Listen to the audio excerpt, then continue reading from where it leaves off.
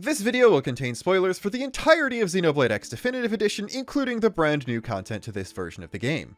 In fact, I'm going to be mentioning spoilers a lot earlier than I usually do in video intros, so if you don't want to hear any of that, you should probably click away now. Alright, LAO's got his own video. Why is that? He's not really around for a whole lot in the epilogue.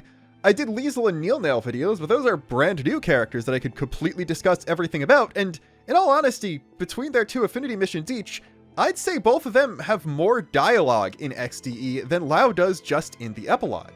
Well, despite his open seat in the main cast being mostly completely replaced with Al in the epilogue, LAO was still one of the main characters of the base story of X, and the cliffhanger related to him was one of the biggest things people wanted to see in a follow-up to the story.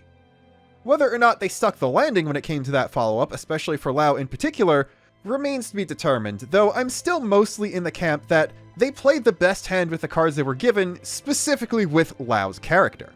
Despite that though, I don't quite have as much to say about LAO as any of the other characters I did a video on, so in the name of padding but also sharing a personal anecdote, I want to go into my personal history about LAO related spoilers. Believe it or not, I've had a pretty bad track record when it came to actually getting to play Xeno games unspoiled. I first got into the series with Xenoblade 1 before X had even come out, but the first thing that got me interested in playing the game was someone discussing the events of Mechonis Core and beyond. Xenoblade 2, I almost made it all the way through completely unscathed, but I was very bad at video games in 2017, so I got stuck at the final boss. And after deciding to take a break and just look at stuff on the internet, I happened to run across people discussing the ending cutscene of the game. Nothing like that happened for Torna though, although I think if I got spoiled it wouldn't really have affected my final experience, because part of the allure of playing Torna is the fact that it is a prequel where you already know everything that happens. Nothing for Future Connected, not really much to spoil there. Base Xenoblade 3, absolutely amazed I didn't get any major spoilers from that given how early it leaked, and the fact that a frame from the ending cutscene became one of the most memeable things from the entire Xenoblade series. And even though some party member information and cutscene names were data mined way early for Future Redeemed, that was nowhere near enough to be able to guess exactly what was going on there, and yeah, getting to experience the ending of Future Redeemed was one of my highlights of playing through the Xeno series. As for Gears and Saga, I did not play them until after I was already a Xenoblade content creator, so just by virtue of that, I already kinda knew a whole bunch of things that were going on in those games before I got to play them, so it's very unfortunate that I didn't get to see things like the end of Xenogears Disc 1 or the entirety of Xenosaga 3 blind without knowing broad strokes of things that happened, but at that point I think I could most blame myself for starting to analyze Xeno games on the internet before playing all of them, and in those cases it was more or less intentionally seeking out spoilers for old games rather than getting spoiled on a brand new one. And then we arrive at Xenoblade X. If you started playing the Xeno series at any point after December 1st, 2017, you wouldn't have to worry about games being released at different times in different parts of the world. But the original X released worldwide over 6 months after it did in Japan, meaning that you could simply look up a Japanese playthrough to see everything that would happen way before even final trailers were coming out in the rest of the world. The bad news is, I was spoiled on the fact that LAO would fall into a pit of something and transform into the final boss on the top comment of some random YouTube video about a preview of the game that I could not remember for the life of me. The good news is, I scrolled away from the comment as soon as I saw that it was a spoiler, so I got a lot of details incorrect. I don't remember when the name came out, it might have been after the Japanese release and people were theorizing without looking at that, but there's a song on the OST with a name that unscrambles into Rao Chimera Teresia, or Lao Chimera Telethia, so there is an idea that something bad was going to happen to LAO. And after seeing the YouTube comment, my brain was flip-flopping from coping, assuming it was a fake spoiler, to, okay, LAO is going to turn into a Telethia somehow. And then, as soon as I made it to Cauldros for the first time, I saw the White Phosphor Lake, and was like, alright, I guess it was a real spoiler, LAO's gonna fall into that and turn into a Telethia at some point. I even got a little bit of copium back after I finished Chapter 11, because we seemingly finished the LAO part of the storyline in Cauldros and nothing like that happened, then as soon as I saw him in the Lifehold Core, alright, I guess I know what's going on now. The funniest thing about the OST spoiler, though, is that it's kind of a debate. The second half of Lao Chimera Telethia does play during every Telethia battle, including Plume and the end of Chapter 6, but the first part of the track has nothing to do with Lao or the Chimeras.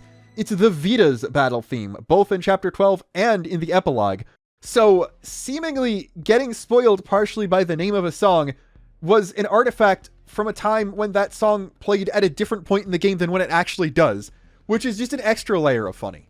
Anyway, just like Xenoblade 3, XDE leaked weeks before it actually came out, and this time, the fanbase and the internet as a whole, honestly, got so much worse about handling spoilers that it was impossible to dodge people giving their opinions on the entire epilogue and future of the series just based on a few data mine CGs from Chapter 13, or vague posting about exact spoilers in my final trailer analysis, or the chat of my Nintendo-sponsored live streams showcasing the beginning of the game trying to entice new players. Thank you sincerely to Nintendo for the opportunity, and thank you sarcastically to the people who posted all that stuff, by the way. And all that severely hampered my experience of going through the new story for the first time. If you watch my reactions, you might have been able to see a bit of that. Now, admittedly, I'm nowhere near this exuberant, energetic, or animated when I'm playing through something, even on stream talking to chat, let alone recording on my own with no one in voice color in the room with me, but even still, I popped off for aspects of Al's character that I hadn't had vaguely alluded to me in a bunch of Twitter and Reddit posts for the last 2 weeks, and for a few things like the Ares being Zohar emulators, but for the vast majority of plot points, I wasn't super surprised, and that had nothing to do with me getting correct predictions. A few things I suggested definitely happened, but most of those were one of a few options for ways a certain thing could be interpreted from a trailer and not my definitive guess on how things were going to go. Most of the time, something would happen, I'd go internally, well, I guess that's what all of those people were alluding to. Would have been nice if I got to experience this as a proper surprise, and then kept playing. All of this is a roundabout way to say, everything going on had me primed to be disappointed with how LAO was handled in the epilogue, but once I rationalized why they did with him what they did, I am able to walk away saying I'm happy with the direction his character was taken in. If you've watched any of my videos prior to XDE coming out, you'll know that the big LAO thing I was expecting to happen was him to properly redeem himself in the eyes of everyone in NLA by showing up the Prague Ares to make a save at the nick of time in a tough battle against ghosts, fighting to protect the people he was previously willing to let die. More or less the exact opposite of that happened, so how am I still okay with this? Partially it's because what actually happened fits his character better than the fanfiction that was in my head for so long, and also because I could tell that they were doing some of this because of real-world factors that were out of their control, namely the passing of Keiji Fujiwara, LAO's Japanese voice actor. I do believe that in the initial draft of the story post-Lifehold Core that existed when the original Xenoblade X came out, LAO was intended to have a bigger role, but due to Fujiwara's tragic passing in between the release of the original game and the start of work on DE, they chose to give his character a smaller role where he would be recast in Japanese that would give him a proper, respectful send-off, allowing them to permanently retire the character in honor of his original performer. You could reasonably argue that if they really wanted to do something like that, they could have all this happen without LAO speaking at all, allowing him to never be recast. But honestly, I personally feel like it wouldn't hit the same and feel like a farewell to the character if all the LAO stuff happened with Al narrating everything that happened instead of directly seeing them talk, and then him just show up as a silent apparition pointing at Void like the Ghost of Christmas Yet to Come in the final battle. I think LAO saying farewell to everyone, including the player on a meta level, hits much, much harder if the words are coming out of his mouth, even if it's not Fujiwara's voice that's saying them. It's the kind of situation where they can write follow-ups to the Xenoblade X story, cutting out the role LAO was originally intended to have, but because something related to him was the final cliffhanger, they had to do at least something to follow up on that, so they chose to turn it into a proper farewell to the character. That they managed to do so in a way that I thought was in character, respectful, and well-paced in such a cramped period of time, when several other characters who get much more screen time in Chapter 13 have literally nothing to do, I think is a testament both to the strength of LAO as a character overall, and the amount the base game was able to get me attached to him, and the fact that there is a lot of good writing in Chapter 13, even if a lot of it is crammed between very rushed and very questionable decisions. And the other thing is, we don't actually know how much of LAO's original post-Lifehold Core character arc hasn't already been used in other games. Another piece of my theory about why Chapter 13 is the way it is because Xenoblade 3 exists. There are a lot of similarities to X and stuff about X that wasn't shown in the original game, but we could suss out by analyzing the art book in it. Based on when we know certain projects are in development, I am of the belief that Monolith tried to get a Xenoblade X2 off the ground relatively soon after they wrapped X1, but for whatever reason that proposal was turned down by Nintendo, so they made their next game in the series Xenoblade 2 instead. And because they thought they wouldn't be able to make a follow-up to X, when they were conceptualizing Xenoblade 3, something that began before 2 was done, they decided to roll over some of the unused concepts and plot points from X into the project that became 3, and my guess would be, it wasn't until 3 was very far in development that they got approval to make XDE, so at that point they were just stuck using whatever X stuff didn't make it into 3 to finish that. This is exacerbated because a lot more of Tetsuya Takahashi's planned story for X was left out of the original game than you think. It wasn't just a case of, oh, we went open world, we're going to strip down the story that's here to facilitate exploration and that stuff. It's what we got in the base game was roughly up to the Zord fight in Xenoblade 1 terms. So we have the first few story arcs, and then Chapter 13 is skipping straight to what I'm assuming was the end of the original planned story. We're missing basically 2/3 of a video game in between there, so they had to cram everything that was supposed to be in that wasn't used into 3 into the ending bit as well. Could character beats and set pieces that were originally intended for LAO in an extended X story have made it into characters that are spiritual successors to his line of archetypes in the Xeno series, like Ashira and N? It's a pretty big chance, yes. Alright, let's actually discuss LAO's role in Chapter 13, a very small but very profound and very vital one. The first thing we have to do is a quick overview of what Beach is and why LAO there. Basically, this is the Xenoblade X version of something called the Beach of Nothingness from Xeno's Saga, and in those games, it's basically just a limbo/purgatory area where living people can find themselves and are sometimes able to talk to the dead, usually resulting in them learning something about the past. The Al and LAO scene very heavily mirrors one of the instances of this showing up in Saga, where a character directly relays their backstory to Shion Uzuki, and then effectively gives a speech accepting their death. The biggest difference is in the end of the conversation, though.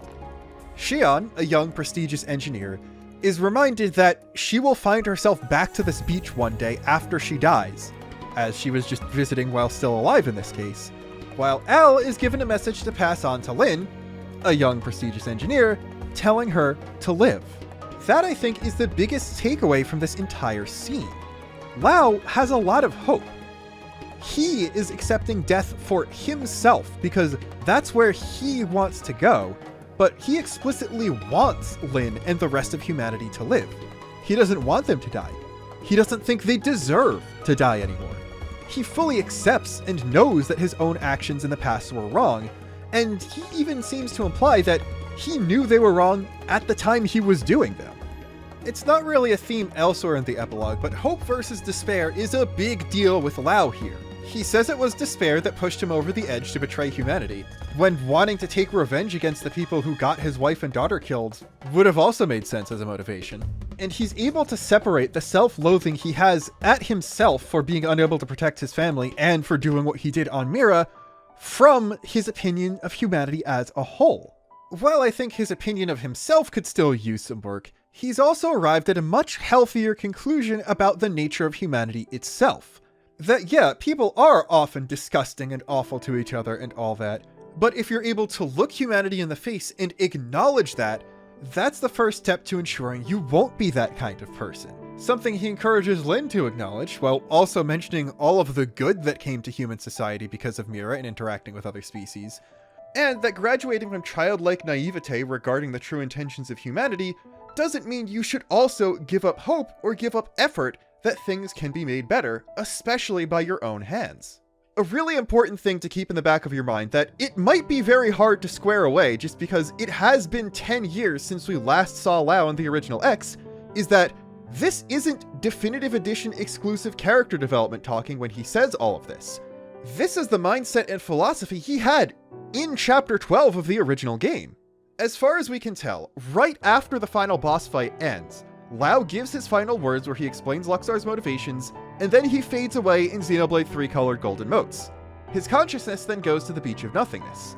The literal last shot of main story in the original game was LAO waking up on the beach, and Al was already there. So LAO launched into saying all this stuff pretty much right after he died, meaning this wasn't a new mindset.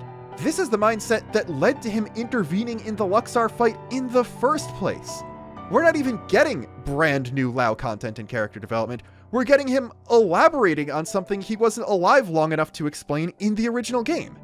We can certainly see this if we look at the dialogue there. LAO's rage and desire for revenge against the elites that got his and so many other people's families killed is understandable and pretty justified. I don't really think most of the members of Blade would have been that interested in stopping him if all he was trying to do was prevent the revivals of the highest ranking rich people who had the influence and final decision-making power to sign the death warrants of the loved ones for the people who would actually be doing the work on the ship and in the new society on whatever planet they ended up landing on. He took those actions as an all humanity should be erased thing, which meant he was effectively blaming everyone, including the people getting killed. Quite literally, the only person alive on Mira at the time who bore anything resembling blame for anything that happened was Elma, and she certainly agonized over that decision, while most of the people facing immediate annihilation from the ganglion were basically the essential workers required to keep the White Whale going, while everyone else chilled in hibernation in the Lifehold. God, Xenoblade X is a game that aged incredibly well for all of the worst possible reasons. We can tell this was a in-between Chapter 11 and 12 thing because of the rawest line in the Xenoblade series. When LAO says he has 9.98 billion reasons to want Luxar dead, he also says, there are 20 million of us left. He's referring to everyone in the Lifehold computer. He is still acknowledging even the worst of the people stored in the Lifehold as human beings who are worth protecting. This is still an act of revenge, but it's not just an act of revenge on behalf of the 9.98 billion humans who lost their lives. It's also one on the behalf of the 20 million who are alive who lost their home and many loved ones. He is acknowledging even the worst of humanity stuck in the Lifehold still as humans worth protecting. If he was just referring to the society that had been built in NLA, he would have said, we only have one city left. I have 9.98 billion reasons to want you dead.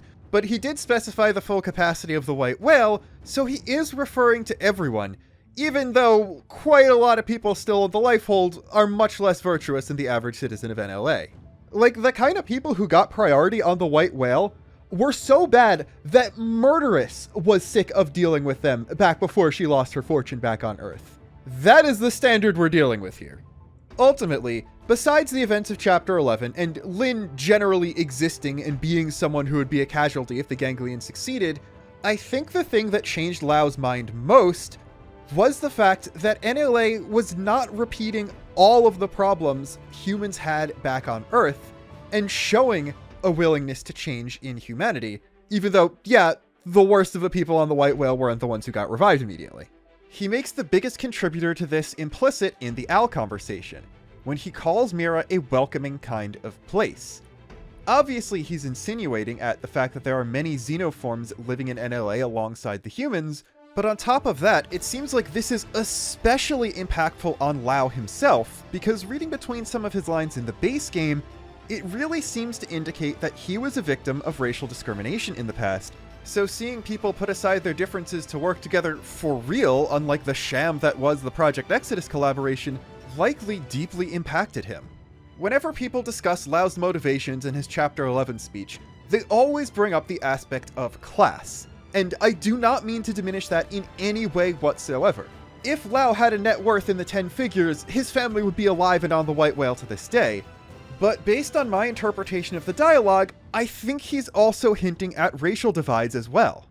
Now, Elma, in slight foreshadowing that she isn't human, mentions race, class, religion, country, and age as different things humanity arbitrarily uses to divide itself into groups and then other each other, saying she doesn't get it because the differences are superficial on a genetic level.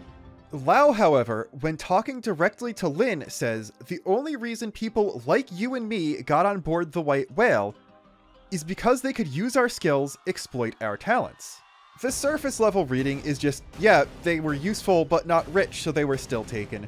But if you also take into account the fact that it is Lao Huang speaking to Lin Li Ku, used the phrase first world elite to describe the majority of people who got on the Ark, and specifically says, people like you and me, when talking to Lin and only Lin, suggests to me that, yeah, he is also talking about race. Also, after Elma says her thing, LAO, when referring to genetic differences, says, no, not insignificant, not to humans, which, yeah, another pretty big indicator. And then also says, but really, how could you understand Elma? Which is another piece of hinting that she's not human. I know it's simpler and pithier to make eat the rich jokes about LAO, and trust me, I've done that too. They're not wrong, that is part of it. But I definitely think it's important to remember that anti-racism is a major theme of Xenoblade X overall, including side content, not just the main story. So LAO specifically being a victim of the worst of humanity in a way that not many of the other main characters probably were, does track with the rest of the game. At risk of talking about something I'm not quite qualified to, I think there's something salient that can be said about Chapter 11's conflict being LAO, a victim, fighting against the people of NLA, the majority of whom are other victims of those elites, and not the perpetrators of any of this themselves, and not the people who are actually responsible, be it the Ganglion or the other humans, with his desire for justice for his family eventually being twisted into pure revenge targeted at more people than actually deserve it. That's about all I can confidently speak about on that aspect because I am such a generic white guy, I rarely have to make big changes to make myself any character creator in any video game. But one aspect of LAO that I also think isn't really talked about, but I can relate to, is his sense of self-worth. Look, you've seen me take minor hate comments to heart and self-deprecate to an unhealthy degree before. You know I'm like this. I've been working on it, I think I'm getting better, but it is still very difficult to not let the funny internet numbers control how I feel about myself. Anyway though, it has been pointed out that LAO is pretty passively suicidal throughout the entirety of the game, and you'd reasonably attribute that to him grieving his family, but there's definitely more to that too. LAO intentionally plays himself up as the villain, and talks about himself as if he's scum even before he has his change of heart, and then after the fact he's pretty down on himself too, to the point where part of his reasoning for attacking Luxar in the final battle is because he's already a traitor and not because it's the right thing to do or because he's helping people out. And back on the beach with Al, he implies that part of the reason he's willing to just sit there and accept death is because he wants to punish himself for what he did. So he's basically resigning himself to the death that he thought all of humanity in the Lifehold Core deserved, but eventually changed his mind about. In no uncertain terms, Al being at the beach is a get out of purgatory free card for LAO. He could come back to life by flying out in the Ares, but he chooses not to because he doesn't think he deserves the second chance he gave to the people who killed his family. At that point though, it really is more a case of him having lost literally everything besides the people of NLA who he doesn't think he deserves to show his face to, which is still a lack of self-worth, but to a much lesser degree than it initially seems. And that's because there were some people that he was actually able to save from Earth's destruction. The members of Team Belisarda. It's mentioned in the Affinity mission A Friend in Need, which is required to complete the story, that Sidon, Shingo, and Mongo all only made it onto the Ark because LAO vouched for them. And they've implicitly trusted him ever since, which is part of the reason he never got caught for leaking data to the Ganglion for so long. And then in Chapter 9, they all get killed and he gets critically injured by the Rothians. The events of this chapter are what get Elma to start being suspicious of LAO being a traitor, but as far as we know, he wasn't intentionally leading his team to their deaths. There is a bit of ambiguity here, honestly. At the beginning of the mission, Vandam says the Pathfinders discovered a new piece of the Lifehold, and that he dispatched Team Belisarda already before talking to Team Elma, but at the end of the chapter, Elma says it was LAO specifically who provided the signal, so don't really know there. But either way, being forced to walk his teammates into their death or get his cover blown, or the Ganglion unintentionally attacking him and getting his team killed when they weren't supposed to because he was a spy for them, probably is what pushed LAO over the edge to immediately try and steal the Prog Ares as soon as he recovered, and I don't think his mental state really got all the way back to normal until the final battle of the epilogue, because presumably he'd at least seen his wife and daughter in the afterlife by then. Overall, the way he acts just makes me believe he has issues justifying to himself that his own life has worth. And every time things keep getting worse, and he keeps betraying humanity more and more, he just keeps spiraling more and more, and then eventually he snaps to the point that even once he comes to his senses, he just doesn't think he deserves to be alive. I can very easily imagine him having the kind of self-destructive thought where he's going, my life doesn't have worth because my wife and daughter died before me. When maybe if she wasn't married to me, my wife would have been able to get on an Ark ship. And at least if I died first, but they made it onto the White Whale, then I would have changed their lives for the better, and my life would have had worth. That just kinda is a thought process that would lead him to where we find him prior to his very final appearance. I'm not going to blame him for rejecting coming back to life so he could spend eternity with his wife and daughter, but at the same time, it's very concerning that he's talking to Al like someone who's given up on life after already being dead. I'm almost certain that he either had enough time to do some self-reflection or got the sense talked back into him by Charmaine and Shenshi in between meeting Al on the beach and showing up through the Ares in the final battle, because the first thing he says is, thanks to you, my life had some worth after all to Lyn. This is kind of a far cry from when we last saw him, and thankfully, it's an indicator that LAO has adopted a much, much better mindset of, your life has worth if it improved the lives of the people around you. And he certainly improved Lyn's. She'll be the first to admit that because of LAO, she was able to grow up. And beyond that, he's just genuinely in a good mood. Back on the beach, he was unwilling to come back and help out NLA, even though he'd certainly be an asset as a talented pilot. But here, he's outright offering his help, and when he hops in the cockpit, he's bantering with Al with a genuine smile with no hints of sadness behind it. Unfortunately, the last smile is the conclusion to his entire character. He's just kinda completely gone after the battle with Void and is never really acknowledged again by anyone. To be fair, we don't really need anything more from him. Him telling Lyn that his life had purpose was the important final character beat for him, but it's really weird that his last line is, "What's up? Last we met you talked a big game" to Al, and then he just ceases to exist. It's just kinda a weird thing to make his final line, but the fact that he said it at all is an indicator that he's in a better place now. Not just spiritually, but also mentally, and I think that's a very good thing for him. I'm pretty sure we're never going to directly see him again, even if X gets a direct follow-up, though if someone else finds their way into the Rift in a future game, there is a chance we'll get a cameo from him and some other dead Xenoblade characters. And that's really okay. He knows that he had an impact on people now. The people who had an impact on him were thanked for that, and I'm sure there are many more people than he could even imagine in the real world who were impacted in a positive way by him. So, it's all good.